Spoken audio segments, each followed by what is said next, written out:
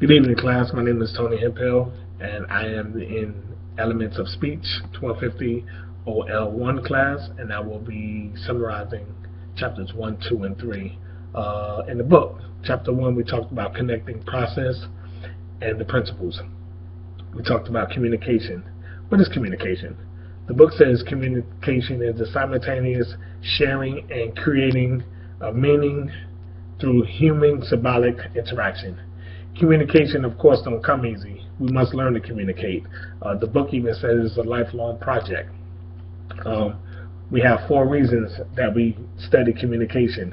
One is definitely to keep up with our technology in the society that we live in today, with Facebook, Instagram, Twitter, all type of social media sites that people use on a daily basis to communicate with people. We also use it to communicate through our careers and our development, mainly because it's effective to explain the ideas, on our job and the things that we do on a daily basis. We also use good communication to give good directions. We communicate with other people as an ethical behavior about how our society holds us up to a certain ethical standards and truth. In today's society, multicultural, it's important that we learn to communicate with people because of the type of interactions that we have with a lot of people coming from various backgrounds and things like that. We also talked about in chapter 1 the 4 fundamental principles of communication. Here we talked about how we appreciate the true nature of communication, how communication is a process, it's a system, it's transactional, and can be intentional or unintentional. We also covered essential components of the communication process and how the 8 components that's characterized as part of our basic elements of communication. A great example was given in figure 1.4. It gave us how the components were the source of the sender, the message, the interference, noise, channel, the receiver, feedback, environment, and of course context. All these things must be present to have simple communication just between 2 people. Without a lot of these illustrations or these components, I'm not exactly sure how well you're going to communicate with someone. The type of communication noted in chapter 1 is the interpersonal and interpersonal. Of course, we need public communication, mass communication, and communication via social media, like I expressed before, through Facebook and all different type of technology that we use today.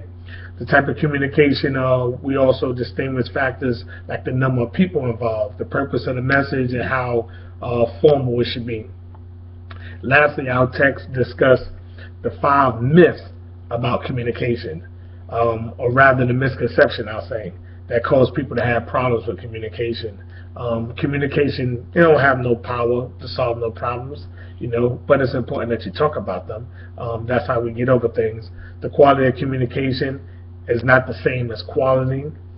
Meaning and people are not words that they use. The ability to communicate must be learned. It's definitely not natural. And once you say something, you can't take it back because, communication is not reversible.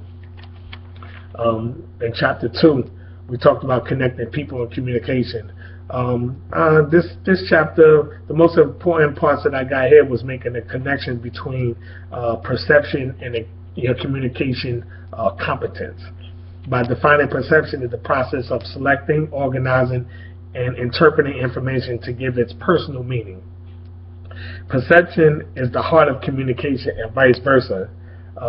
Overall, the moral of this chapter was to interpret and check your perception to improve your communication competence by the understanding that you have and the differences between perception. All this takes into account. An active perceiver receives the information. Understanding perception is not the same for everybody. Everybody don't receive information the same. That's just common sense. Facts are objective and interference are subjective.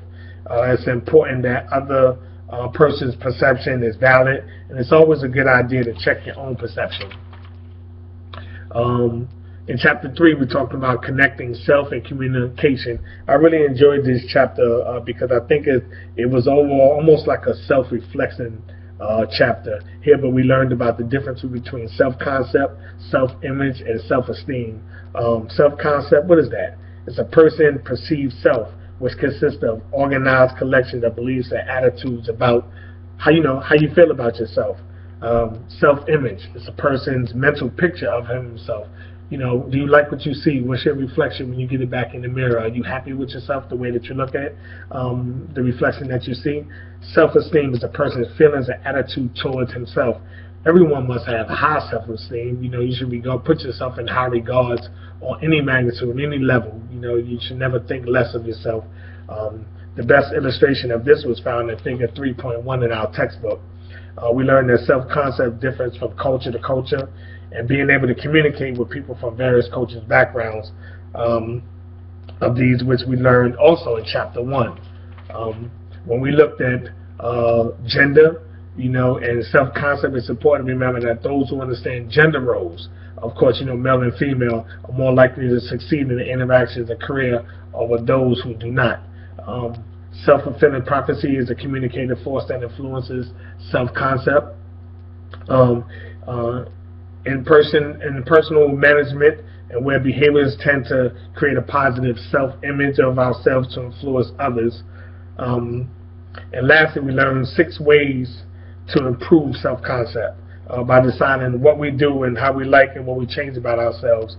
Describe how we feel what we feel about one another, and what we're going to do to make the change. Set reasonable goals. If you're working out and things like that, set obtainable goals. You're looking to graduate, set obtainable goals. Things like that. Decide on specific actions to take. What's your path? How you gonna get to at the end of the road to accomplish your goals? Associate with positive people. It's always good to surround yourself with positive people. It's a great reflection. You see them doing great things. It warrants you to want to do great things. So overall, like I said, chapter 3 was probably my favorite chapter to read. I hope everybody got an opportunity to read chapters 1, 2, and 3 and learned a lot from them.